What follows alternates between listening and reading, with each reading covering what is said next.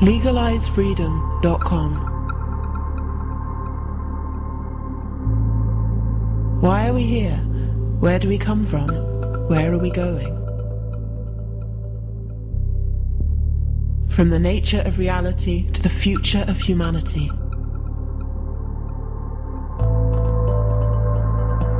Beyond politics, poverty and war. LegalizeFreedom.com.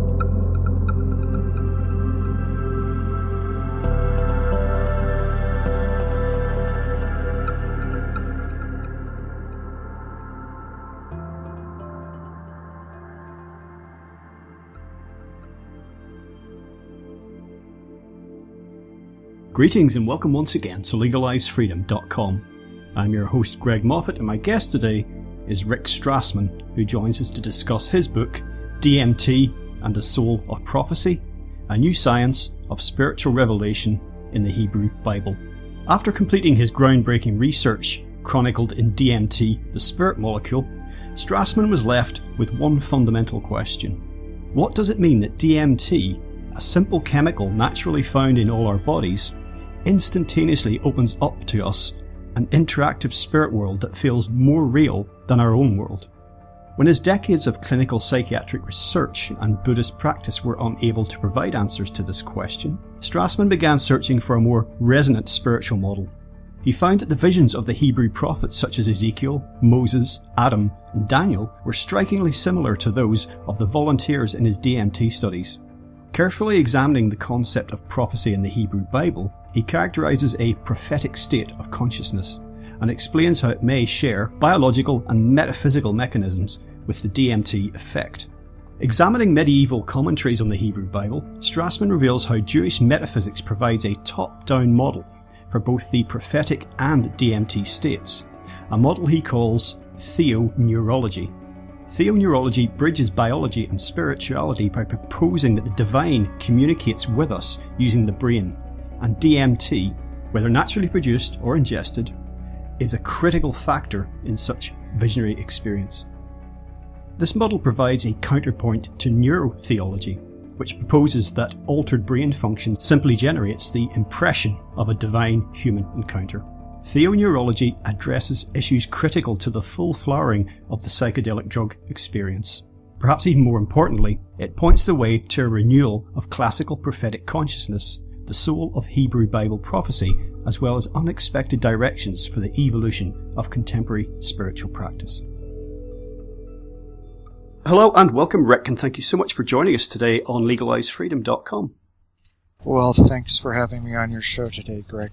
Rick, today we're going to talk about your latest book, which is entitled DMT and the Soul of Prophecy. Subtitle is A New Science of Spiritual Revelation in the Hebrew Bible.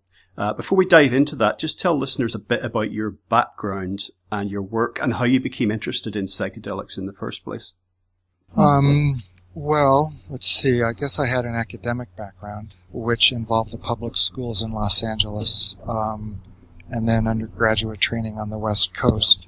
I was always interested in psychedelic research, or I became interested in psychedelic research during my college days and decided that the best way to pursue that was in medical school. So I attained my MD on the East Coast and then returned to the West Coast.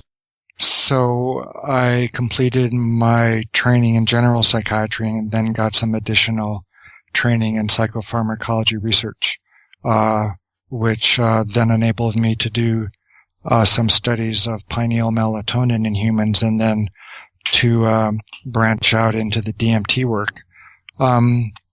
In terms of my interest in psychedelics, as I mentioned, it kind of began during my undergraduate days when I was really struck with the descriptions of the psychedelic drug state, both within the academic community and among my friends in school.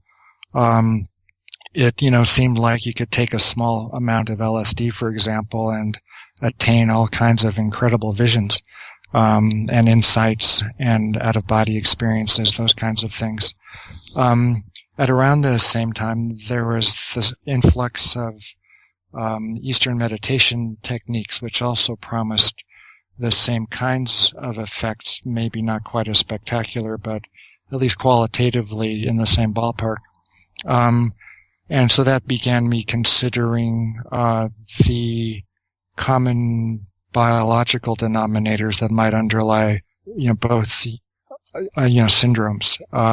It, seemed to me that perhaps, there was, something in the brain that was activated or turned on by both, by both specific meditation practices, and by the psychedelic drugs. So that kind of got me, interested in the pineal as a spiritual organ, and then DMT as a, naturally occurring, potential spiritual kind of molecule. From my own religious, kind of background, which I guess would, comprise, my background in general. I was raised in a Jewish, household in Southern California in the 1950s and 60s, and then branched out, I guess, so to speak, or left the fold and embarked upon a 20-plus year course of practice and study of Zen Buddhism. And Zen, a lot more than Judaism, at the time anyway, influenced my spiritual mindset with which I approached the DMT research. Yes, and listeners may know of you from, as I say, your previous book, the DMT, the Spirit Molecule, and that documents some experimental work that you did, and that was quite pioneering, really, at the time. I'm not sure if what the current state of psychedelic research is, but certainly that was groundbreaking work that you undertook. Yeah, let's see. So I studied DMT between 1990 and 1995. And at the time, that was the first new study with humans with these drugs in the U.S. in a generation. And I completed those studies, I guess, almost 20 years ago now. And in the meantime, there's been quite a resurgence of clinical research, with these substances. There's a group at Imperial College in the UK, for example, studying LSD and psilocybin. There's Spanish studies of ayahuasca. There's a lot of studies in the U.S. using psilocybin. There's only been one study giving pure DMT since my study finished up. And that was a paper, also that was a study described in a paper from Germany that came out in, I think 2005 or so. Now, perhaps when turning to discuss your new book, we should say, basically give listeners the underlying premise, because it's quite an original one to say the least, and also perhaps say something about neurotheology versus theoneurology, which again kind of underpins the main idea of the book. Yeah. So after I completed my study, I was puzzled on a number of accounts, based on the reports from my volunteers. On one hand, I was expecting the Buddhist enlightenment experience as the peak effect of a high dose of DMT. And the enlightenment experience within Buddhism is a content-free, formless, ego-free state. The sense of self dissolves into the white light. There's no content, there's no time or space, there's no sense of self. It's nonverbal, non-perceptual. And in the case of my DMT volunteers, it was full of content, and it was extremely interactive, and the sense of self was maintained quite firmly, quite strongly, and one's ability to maneuver and interact with that state was intact, if not even more intact than usual.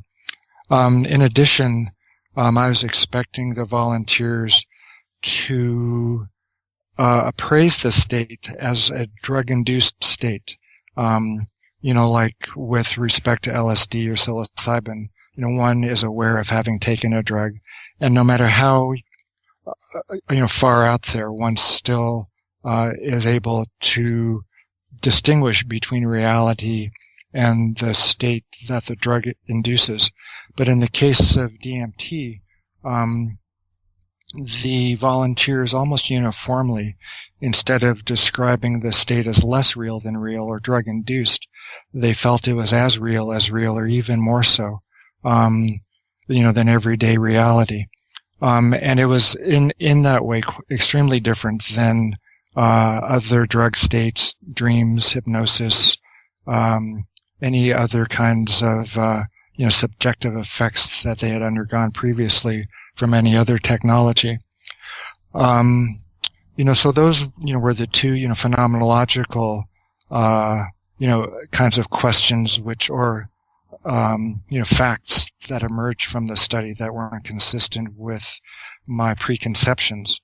So I started looking around for other models, than the Buddhist model, or the brain chemistry model, or even the psychological model, to, contextualize the DMT experience.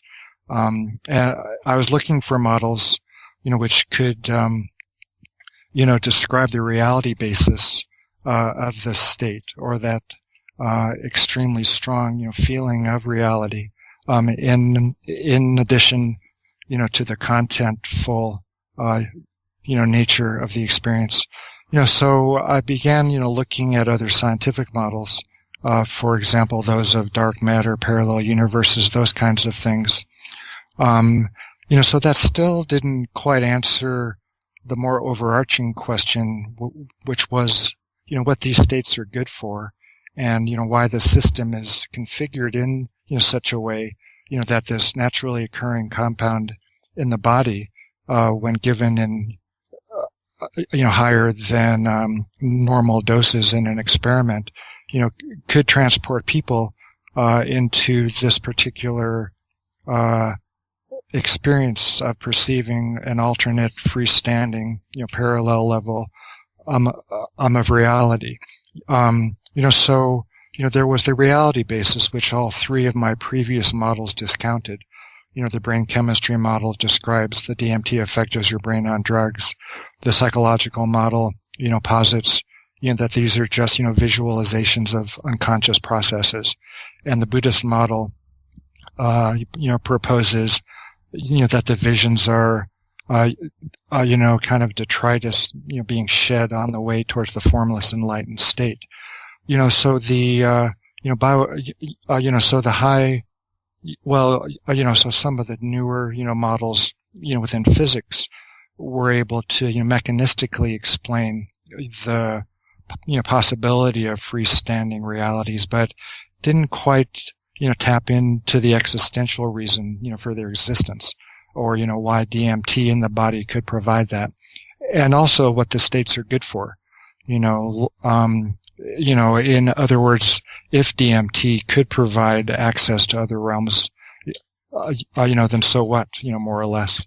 So I then, decided to turn, to the religious, traditions, which have also, looked at invisible worlds, but they've also tried to extract, meanings and, messages, from those invisible worlds, in order to obtain ethical information, theological information, those kinds of things. So, I've already discussed, I've already discussed, some of the shortcomings, of Buddhism. Latin American, shamanism also, occupies itself with these, kinds of questions, but, it isn't, quite ready for prime time within the larger Western culture. So then I started thinking about returning to my own roots and began reading the Hebrew Bible. And, the notion of the prophetic state, began to emerge. Yes, you mentioned, shamanic tradition there, and there's a lot of talk these days about, ayahuasca, and, there's such a thing as ayahuasca tourism now, which I'm sure you're aware of. But since really, its advent in the 60s, the Western psychedelic experience, as you pointed out, has kind of lacked meaning. A lot of psychedelic experience has been done for recreational reasons, basically. And that's something that comes across very strongly in your work, is that there is meaning here in this experience, but, how to extract it, how to interpret the experience. Yeah, it's quite interesting. Up until perhaps, 10 years ago, it was the Buddhist or Eastern religious model, which, people used to frame, to integrate, to understand, to extract any information, from their psychedelic states. If, they were looking for a spiritual model, for that, for those purposes. If you go into any head shop, there's statues of Buddhas, and bodhisattvas, and there's Tibetan, bells. There's posters of mandalas and those kinds of things. And, the last, several years, I would imagine, although it's been a long time since they've gone into a head shop, that there would be, the comparable, paraphernalia, within the Latin American shamanic context, bells and rattles and whistles and, posters of the Amazon. And if you go to Burning Man and you have a bad experience on a psychedelic, drug, you go to the Zendo to chill. And, the Zendo is the Buddhist meditation hall in a Zen monastery. So it's just, kind of, crept into the lay culture, the popular, culture that, the only way to frame these experiences, if you're looking at them from a spiritual perspective, is with a, non-Western model, or at least a non-modern Western model, or a non-traditional Western model. For example, why isn't the, chilling off place in Burning Man called, the temple or the tabernacle or the tent of meeting? So I think it's become unconsciously kind of integrated into the contemporary, psychedelic subculture. It isn't only in the psychedelic subculture, though. It's also, seeped into the academic study of these drugs. Because if you look at any of the research which is going on, with these substances in humans, all of them are kind of geared towards expecting and coach their volunteers or their subjects to experience the unitive state, the unitive mystical state, where everything is one, the ego dissolves, there's the white light, there's no content, it all feels fantastic, everything makes sense, but there's no verbal content to speak of. So I think the academic world has also been co-opted, with the Eastern, New Age model, as it were, as opposed, to the interactive, relational, contentful, experience, which, is the underlying one of the Bible, which is the which is the foundational text, for half of the world's population. Yeah, I think particularly in the West, the mainline religions, particularly Christianity, they become so tainted in many people's minds. We're very disengaged, from religion. More people than ever declare, I know the situation's somewhat different in the US, but more people than ever declaring themselves not religious. That any idea that there could be any connection between this sort of profound experience and anything that goes on in a church, it just seems to be, worlds apart.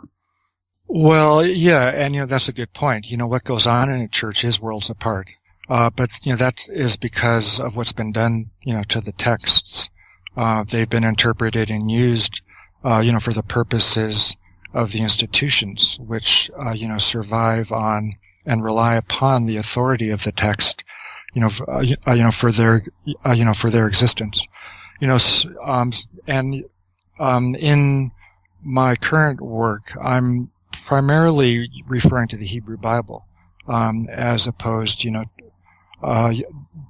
as opposed, to the more, recent developments that have grown around it. For example, Talmud and Midrash and the rabbinic tradition and Kabbalah and all those things. Because I think as a result of getting, further from the text, you get further from the tradition, or, from the foundation. And the foundation of the texts is, usually, built around, the religious experience of the founder. in the case of the Hebrew Bible, you're looking at a text, which was either received and or laid down within a prophetic state of mind.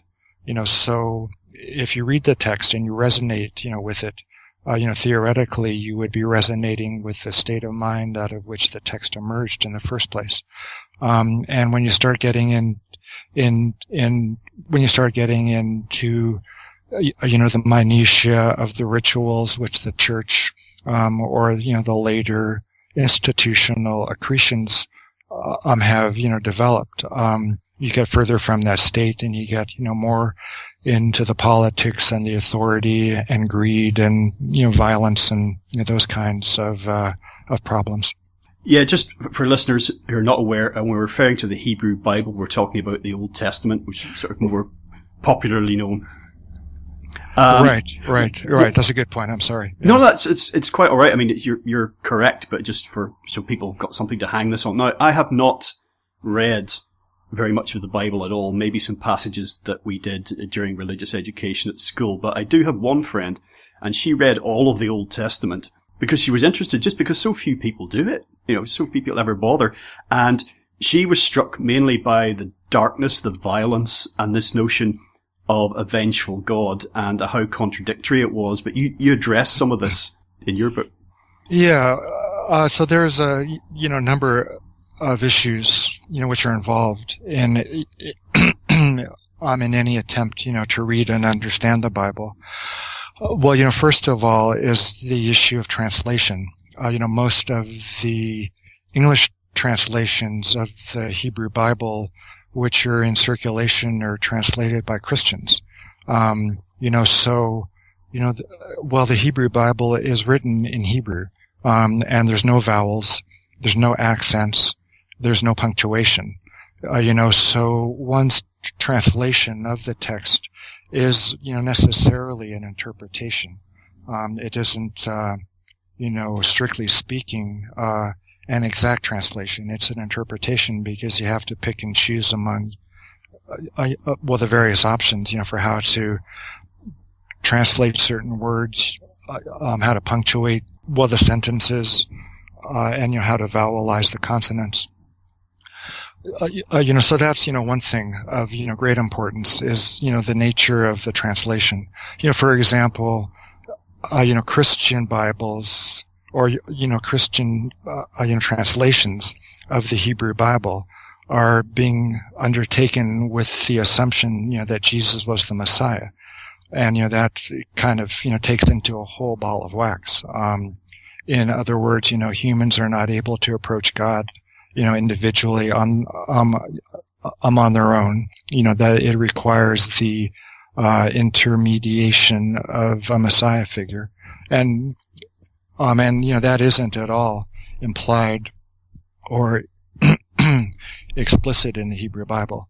Also, a Christian interpretation or translation of the Bible would be reading quite a few of the predictions and the allegories in the Hebrew Bible as foretelling the birth and resurrection and crucifixion of Jesus.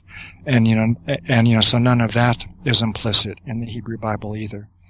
And when you are thinking about a vengeful God or an angry God, it's important to interpret, it's important to, be able, to have access, to commentaries on the text. It's an extraordinarily, difficult, text, to penetrate. It would almost be like somebody opening up a book of surgery and, reading, the procedures and seeing the photographs and thinking, this is completely nuts. You're cutting people open and taking out their organs? That makes no sense at all. And you would just be angry and you'd close it. As opposed to if you started in college and you learned some anatomy and biology, you went to medical school and, learned about pathology, pharmacology, those kinds of things, then you became a, surgical resident. So you really, need to start with the basics when you're looking at the Hebrew Bible. And you need to educate yourself in reading it and understanding where it comes from. And in, my, case, I, learned about the medieval Jewish, philosophers and commentators, who lived between, the turn of the Common Era and around 1600 or so. So they, exert themselves, mightily in, helping you understand what the individual words mean, or what the sentences mean, the context. They explain, things that don't make sense or they're contradictions. So, one of, the concepts, that they, present or teach is, that of reward and punishment, as described in the Bible. And they, point out, that God, as the creator and sustainer of existence, created both the natural laws of the universe and the moral laws of the universe. And within, the natural laws, you can see the operation of, cause and effect. If you throw a match into a dry, forest, it'll start on fire. So that's, cause and effect.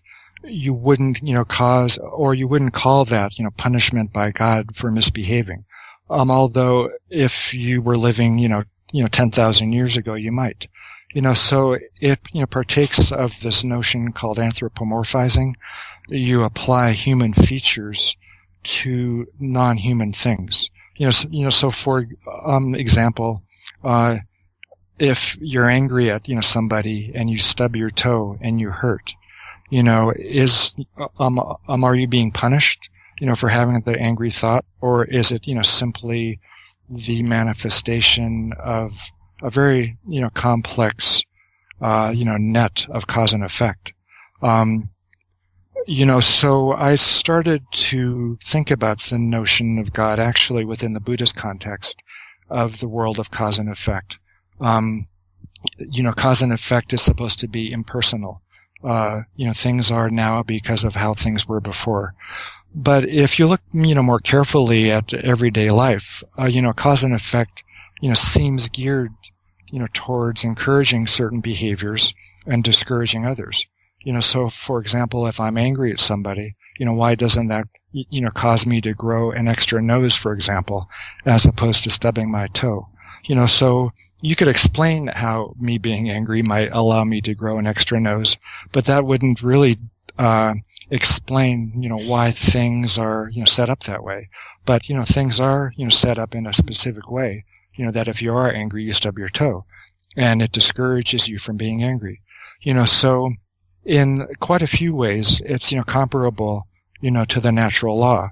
There are, causes of effects, but, within the, social, theological, interactive kind of world, you look at them as moral laws rather than natural laws. But ultimately, they're the same thing, it seems to me. And you're just, putting human terms on, moral, or, well, you're putting human terms on the operation of, cause and effect.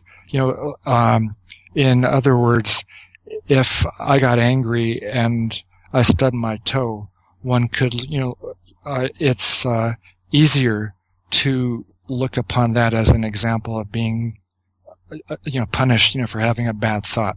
And, God is an angry, punishing God. But at the same time, if you dissect it, you could look at it as, the consequence of a, vast array of invisible, but, just as real moral laws as the ones, which regulate nature. Yeah, it's this idea of karma, isn't it? And I think that people like to talk these days, moral relativism, but I think people innately, as human beings, we understand the difference between good and evil.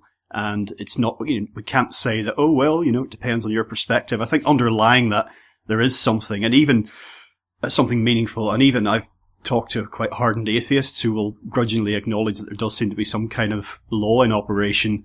It might not happen to, an evildoer in this lifetime, but what goes around comes around. It's just something that seems inherent to us, religious or not.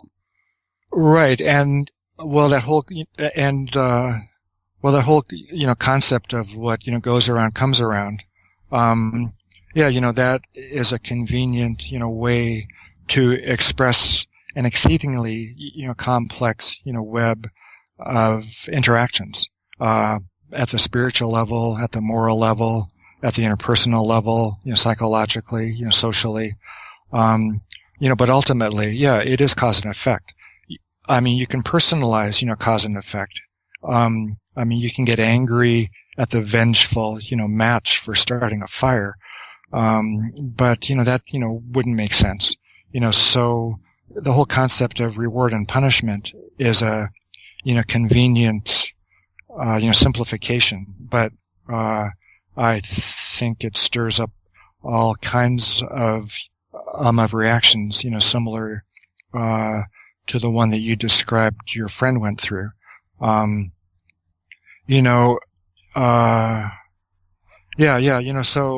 it is a vast area, but I think if you can, number one, step away from things a bit, and number two, think about, the notion of anthropomorphizing, phenomena. In other words, putting human, traits or activities around, otherwise impersonal kinds of, behaviors. Now, the core of your book is you have drawn comparisons between the prophetic state as laid down in the Hebrew Bible and the DMT, the psychedelic experience. Now, first of all, perhaps I could just get you to say something about prophecy, because again, for most people, that's exclusively predicting the future, and it's not as simple as that. And obviously you can't go through all the different comparisons that you made in the book, but perhaps you could maybe touch upon some of the categories that you used and just say something general about what conclusions you drew. Sure. Yeah. Well, so that is a good point about my definition of the prophetic state, or of, prophecy. Yeah, because most people think of, prophecy as predicting or foretelling, but that is an artifact of translation once more. The Greek translation of the Bible, or the Hebrew Bible, it's called the Septuagint.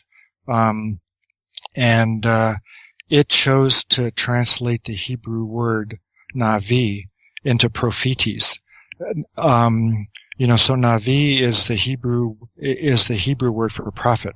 And, if you look at the root of navi, it means interpreter, explainer, communicator, that kind of, idea. And if you look at the root of prophetes, which is the Greek translation of navi, it means, someone that foretells the future. And, that's because, for the Greeks, the spiritual experience was used primarily, for foretelling. But, the Hebrew word, more refers to the spokesman-like, properties of the Hebrew prophet. He or she is a spokesman for God, as opposed to a, predictor of future events. One of the indicators of a true versus false, prophet is predicting, but, false prophets can predict. And there are other ways, to accurately, predict, without using prophecy. Like, for example, if you're a, meteorologist, you can predict the future with a, fair degree of accuracy. If you expand the notion of being a prophet or the prophetic state, to encompass any spiritual experience as recorded as taking place in a figure in the Hebrew Bible, any visions, any voices, any inspiration, any new ideas, physical, feelings, emotional states, out-of-body experiences, the kinds of things which, people include in any, full definition of spiritual experience. If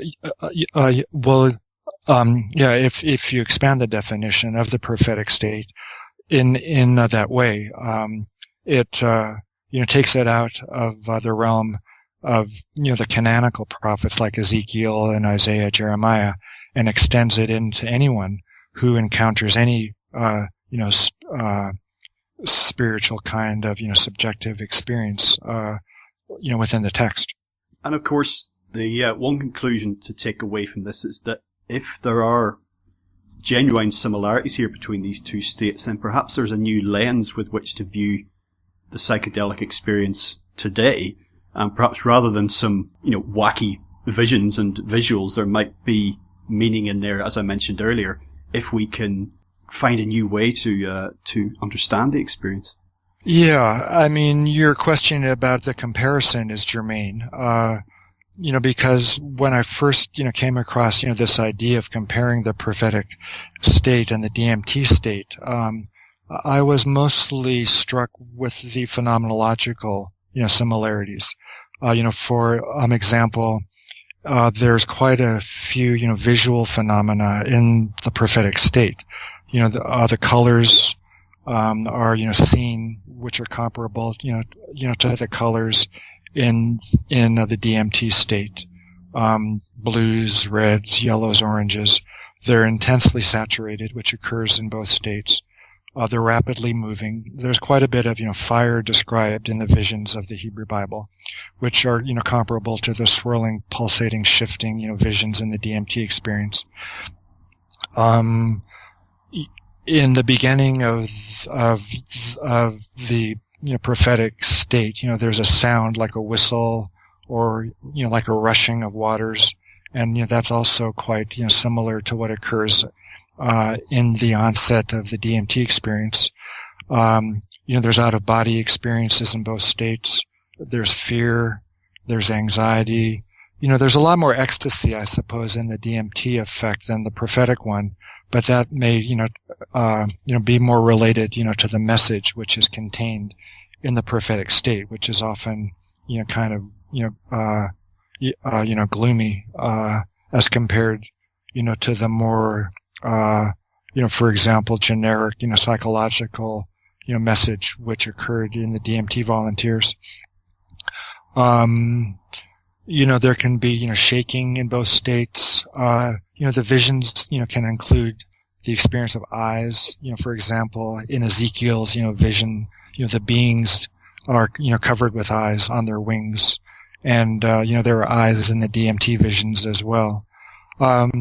If you want to, get a quick, hit of the, similarities between the DMT effect and those of a, bona fide, prophet in the Bible, the first, book of Ezekiel, is a great place to start. It's an extremely psychedelic, description of Ezekiel's initiatory vision.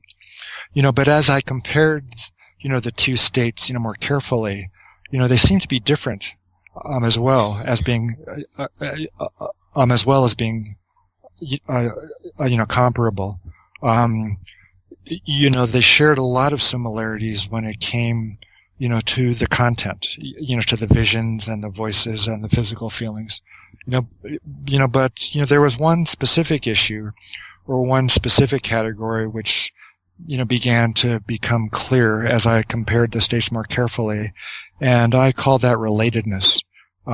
In other words, it was a description of the nature of the interactions between the person having the experience and the contents of the experience.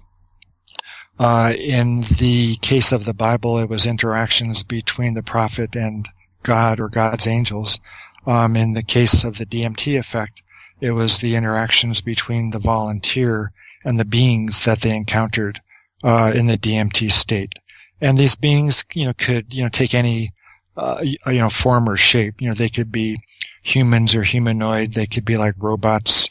They could be plants, insects, reptiles, mammals, birds, even furniture, even geometric objects.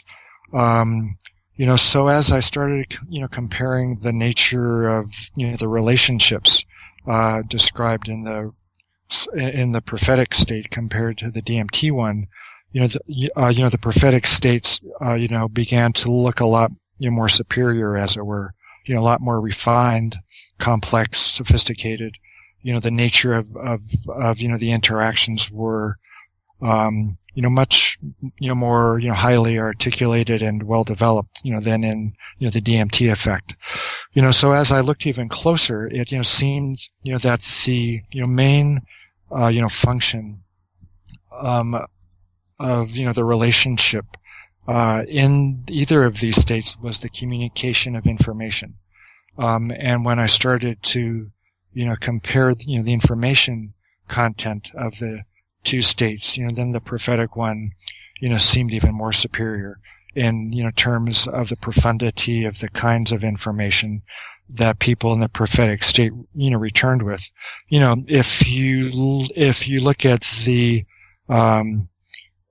if you look at, the prophetic message, it's endured for thousands of years. It's influenced every level of Western civilization: law, ethics, morality, theology, science, philosophy, finance, economics, poetry, wisdom, architecture. I mean, everything. But if you look at the, message content of, the DMT, or maybe not the DMT state, but, as a specific example of the psychedelic state, its influence has been, primarily in the realm of aesthetics. Even the computer, revolution isn't really an advance in human, wisdom. It's an advance in, technology, and it's pretty, and it makes you, it can be inspiring. But in, terms of, the verbal information which has come down, it isn't anything new. And as we were talking about earlier, it's mostly been interpreted or, couched in, New Age and Eastern religious vocabularies and, concepts and images. So, that, gets around to answering your question, or, addressing, the point that you made about, the text, the Hebrew Bible can provide a lens or an interpretive key to extracting information, from, the psychedelic state. And it also can help, prepare somebody for entering into it. If you learn about the nature of relationships between the prophet and between angels, or, between the, between the prophet and angels, or between the prophet and God, you can learn how to interact with the beings, for example, in the DMT state. You can learn how to ask questions. You can learn, to recognize what you're seeing. You can learn how to, understand what's being told to you, those kinds of things. And if you're prepared to, enter into that state with, more background, more knowledge, which is consistent with your background, your upbringing, your culture, perhaps even your genetics, I think you might be better equipped, to extract valuable information, from your psychedelic experiences. I think such experiences do change people forever. I mean, in my experience, that's the case. But the only thing that, again, just speaking from my own experience, that people seem to take away from it is they'll talk about, it's almost a cliche now, about the interconnectedness of everything. So they'll come away with a sense of that, and it does affect, how people choose to live, I think. Yeah, I agree. But still, that's kind of, kindergarten understanding in, some ways, or, like it's true. But, 2 and 2 equals 4 is true as well. But, that isn't, the same as, calculus, or, like a more sophisticated, more applicable, use or actualization, of spiritual insights. You can look around and determine that, things are interconnected, and you can feel that at a deeper level, through meditation or through the psychedelic, direct state. But what do you do with that? And, for example, there's the golden rule. And, the golden rule, is a revealed, truth. If you believe the Jewish, tradition, it is, one that wouldn't be otherwise, attainable, through thinking about it simply. You would need to be told it, from an outside source, like a spiritual outside source, and okay, things are interconnected, so that would lead you to investigate or, or discover the golden rule. And, once you learn about the golden rule, you can then, look at the application of the golden rule within the context of, for example, Jewish law as, laid out in the Hebrew Bible. There are quite a few, laws and, regulations which concern themselves, with interactions, between humans and between humans and the natural world. And all of those devolve, from a deep understanding of the golden rule. Like another, common, takeaway that, people get from the psychedelic, drug state is, that all is one. And, that is true. But, what do you do with that exactly? And you can look at the text of the Hebrew Bible, and you could look at his description of God as one. And, then, that could start on, so that could then start you on the route to understanding what that means. And, how that would affect your relationship with God, as God interacts with the world, in, terms of how, God, created and sustains the world as it is right now. So you might be able to begin with those insights that you attain on the psychedelic, drug state, which are, kind of simple. And, then you can develop them into a more, complex, fulsome, way of interacting with the material and the spiritual worlds. Pure speculation here, but just thinking about the prophetic experience with regards to DMT, did you ever consider if it was possible, I mean, how would we ever verify this, but that the pineal gland could have been more active in the past? Well, you're speaking, to, the issue of the pineal as being a, source of endogenous or, naturally produced DMT. And, it's important to, point out that the lungs are the primary source of DMT. That's been known for, 50, almost 60 years probably by now. Okay, I didn't know that. Yeah, I know. Most people get, interested in the pineal gland for a number of reasons and then, kind of, forget about the lungs as, the primary source of DMT. Yeah, and I had speculated about the, presence or the production of DMT in the pineal in my first DMT book, but it was pure speculation at the time. Thankfully within the last, couple of years, a new study demonstrated the presence of DMT in the pineal. So, that, theorizing has been, validated. But even if you don't have a pineal gland or even if it's, primarily, quiescent, there are the lungs. And it, could be that people in the prophetic state were in the throes of a higher than normal level of DMT in their bodies. And I think, that makes sense to the extent that the two phenomena resemble each other. To the extent that the naturally occurring prophetic state shares features with the state brought on by giving DMT, you can speculate that there must be some, some common underlying, denominator. And, that could be, simply enough, an increased amount of DMT in the body of the prophet, or perhaps an increased, sensitivity, to, the DMT that's normally there, in the body of the prophet.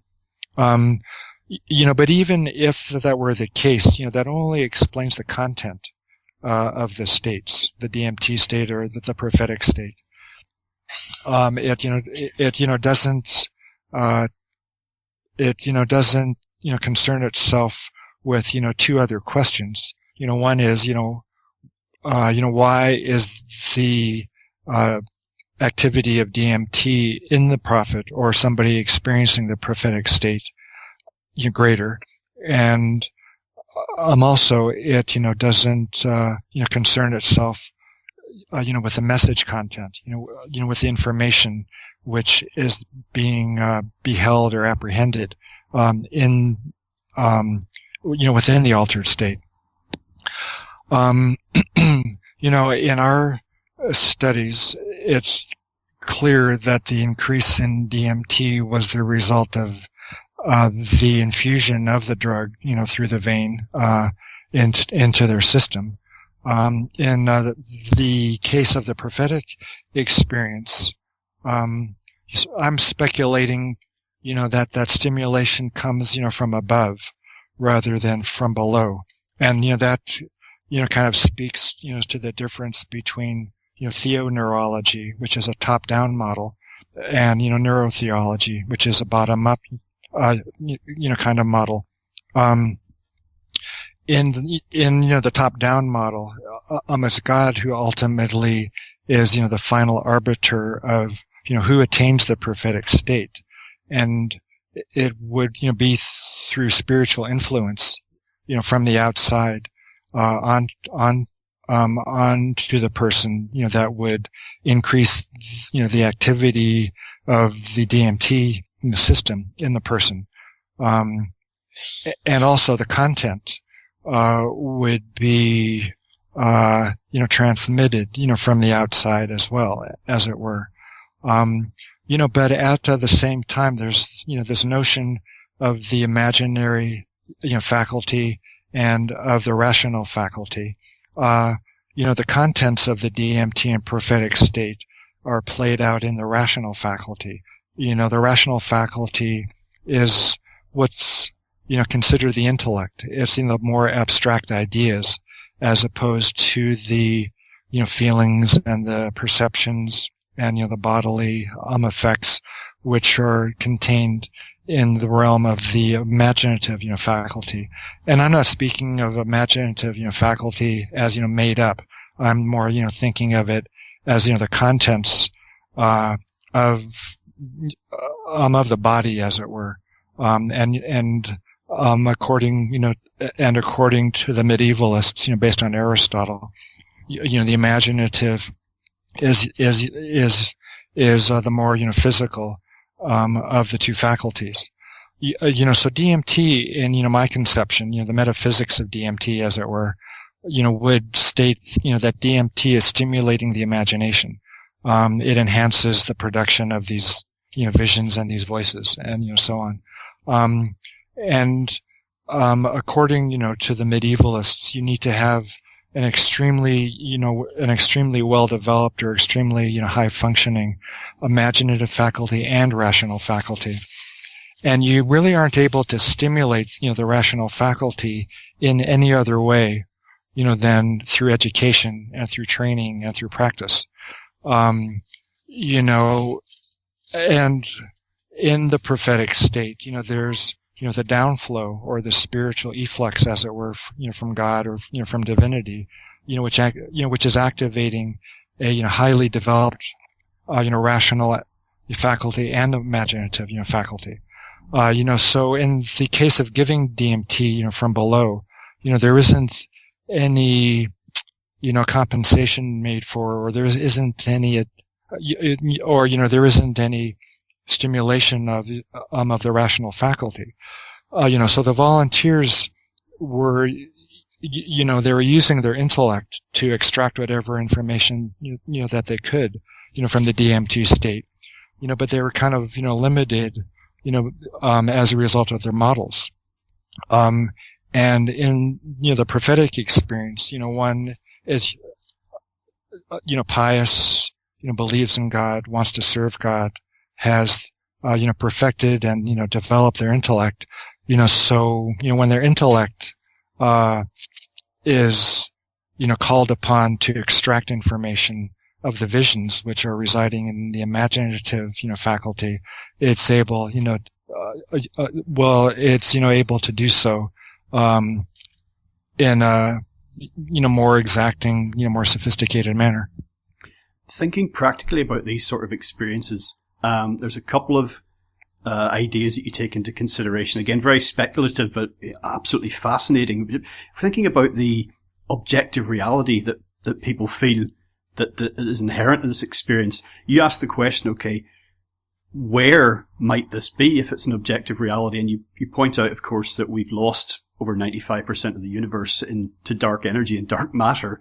There might be something in there. And also, if there's an objective reality here, is it possible for us to, I think you used the term to capture an image of it. Is there some way that someone else could experience it apart from the person actually undergoing the experience? I'm reminded of the film, I don't know if you've seen it, this movie called Brainstorm, where they devise this apparatus to capture people's subjective experiences. And they capture things like an orgasm and other sort of meaningful experiences, and they also eventually end up capturing someone's death, which turns out to be disastrous. But it's, I say, high octane speculation, but really, really fascinating. Yeah, it would be interesting if one, could develop, for example, a, camera which is able to capture images of dark matter or, parallel universes. Because if indeed, dark matter is, 90%, of, the mass of the universe, there isn't any reason to believe that it isn't inhabited, or, that there aren't, things in it which, can be seen if you've got the, proper, perceptual apparatus. So it would be of interest, at, some point in the future, to develop, for example, a dark matter camera, capture images and then, compare those, to the DMT state images. And if, they were similar, I mean, obviously that would be some objective, validation, of, the existence and the nature of the DMT world. If it didn't, comport, I don't think it would, prove anything, because, there are obviously, a large number of, parallel universes out there. But still, if, they did comport, you would have hit the jackpot. But at the same time, I don't think, our inability to capture I don't think that our inability to capture objective images, should necessarily inhibit our interest in these states, because, people have been, looking at, dreams for, for thousands of years. Nobody's, has, taken a picture of, somebody else's dream. So in, some ways there is no objective reality to dreams because it's a purely subjective experience. But at, the same time, billions of people have talked about their dreams. There's a, consistency, to dreams, so, that, still, provides the access, to the dream state, to study associated phenomenon, to, look at the contents, for all kinds of reasons. Can I just get your thoughts on the legal situation with regard to psychedelics as it stands now? Because obviously it's been in flux for some time. And I was disturbed actually to learn a couple of weeks ago, I had a guest on, we were talking about psilocybin and mushrooms. And I hadn't been aware until that point that they were actually made illegal in the UK and as recently as 2005. And I can't think why, what would have been behind that. There wasn't any upsurgence in, this stuff in the news. And so that's very discouraging. But as you pointed out, there is psychedelic research still ongoing. And we hear regular news stories now from the US about laws around cannabis being lifted. So, in general, I suppose that has to be considered good news. Well, yeah, these compounds all, in the U.S. anyway, reside in what's called Schedule 1, which is the most restrictive legal category. And, it's kind of ironic or kind of strange is, that the criteria for a drug to be placed in Schedule, in that schedules, Schedule 1 is, that the drug is highly abusable, cannot be used, safely even under medical supervision, and has got, known, medical use. So in the case of the psychedelics, I suppose, it is possible to, make an argument that these drugs, can be abused. But, compared to other abusable, drugs, it's, isn't anywhere, near as big a, public health problem. But, if you consider abuse, taking a substance, which incapacitates you, you can't, drive or operate heavy machinery, those kinds of things. I suppose, psychedelics, could be categorized as abusable. But still, I mean, even as, far back as, my DMT studies, which began in, 1990, the fact that I got, federal, permission and, funding to do my work indicated that the drugs, could be used, safely under medical supervision. And also, in the case of, my study, were being used for a medical purpose. In other words, to understand brain chemistry, understand how these drugs work. And especially within the upsurge of, clinical research with, psilocybin, there are all, kinds of, data, demonstrating that these drugs, can be used, safely under medical supervision. And, they can be used for all kinds of reasons, to treat OCD, to, treat the anguish that's associated with, terminal illness, to treat alcohol abuse, to treat, cigarette dependence. So I think, at some point, that there's going to be either a rescheduling of these drugs into, some place between 1 and 2, where they're still quite, highly, regulated, but, can be used in specific, circumstances or clinics, by highly or specially, trained people. But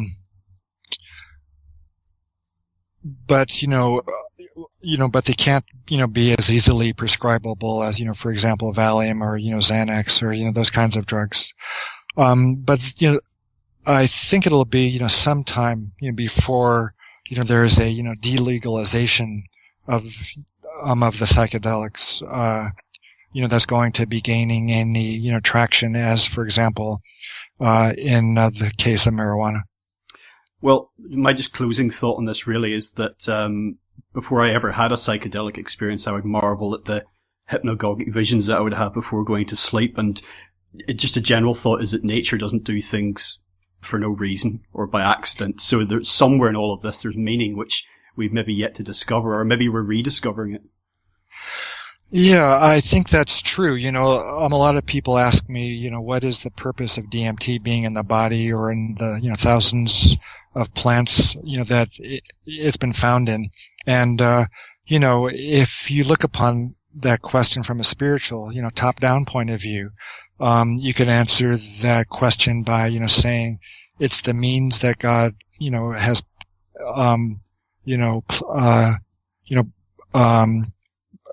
it's the means that God has, placed within our disposal or at our disposal, to communicate with the divine. So, that is, one answer, to the question of, what is DMT, doing in our bodies and in the plant world. It's, the means of communicating with spiritual realities. And it was designed that way, because, things want to know each other. If you look at it from the bottom-up kind of model, though, the neurotheological approach, that can explain, the reason for things being, so configured from the evolutionarily adaptive point of view. For example, if you enter into these states, you might be more altruistic or more, creative.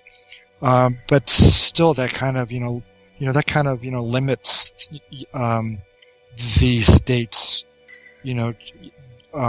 to, ones which have got, the human being as the center of the universe. And if you look at, the prophetic state, it isn't all, good news. It isn't all happy. It's oftentimes inexplicable. Sometimes it appears to go against, common sense or evolution. So, I think if you're looking at the source, is it the brain or is it God? The panorama diverges quite radically. Rick, today we've been talking about your latest book, DMT and the Soul of Prophecy. That's available everywhere. Easily tracked down. Just share folks' details of your website and anything else you'd like to put out there. Well, sure. Yeah, if you order the book, through my site, it's rickstrassman.com. I will inscribe it and autograph it. Or you can buy it on Amazon, anywhere, Barnes and Noble, or at your favorite, neighborhood, bookstore. It's interesting. If you walk into any bookstore, it's, kind of like my first, DMT book. It's, kind of, it can be hard to find. Sometimes it'll be in the New Age, section, sometimes the psychology section, sometimes in, psychedelics, or drugs, sometimes occult or metaphysics, so you might even have to ask for it, if you go into your local bookstore. Excellent. Well, Rick, thank you so much for joining us today on legalizefreedom.com. Well, thank you, Greg. It's been a pleasure. Well, folks, that's it for another week. As ever, thank you so much for listening.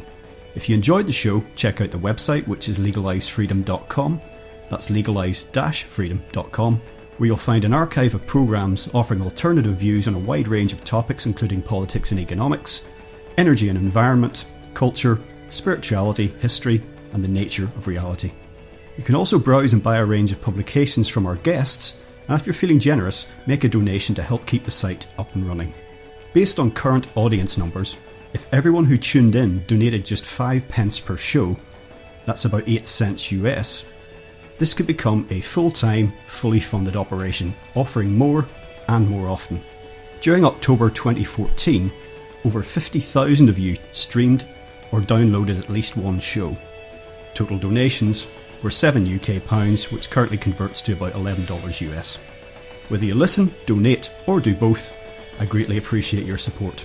Until next time, I'm Greg Moffat, and you've been listening to legalizefreedom.com.